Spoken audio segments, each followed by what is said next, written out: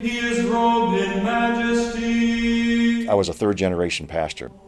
I began having conversations with, of all people, our piano tuner. Bruce was this Orthodox Christian. I'd never heard of Orthodoxy before. This was foreign stuff to me. So I called Bruce and I said, hey, I'd like to come visit your church. And in the course of conversation, Bruce said, you know, Keith, he said, I think that'd be dangerous.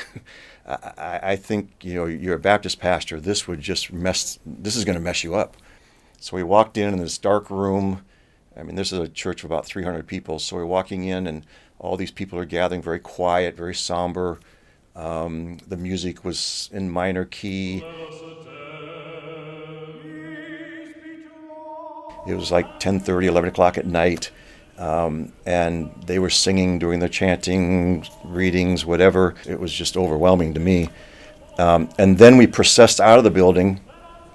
Everybody had a candle. So we entered in.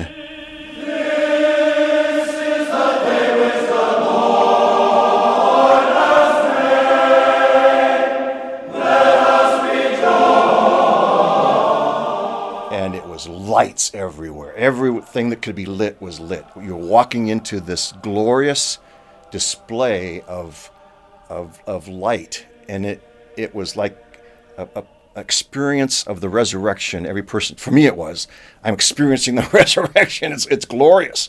I was undone. It just, it gripped my heart and did something to me. So I had been preparing to preach on the resurrection that morning, on Sunday morning, and here I was driving home at 1:30 in the morning, and I was having to go back now, and 5-6 hours later, just talk about it, just preach.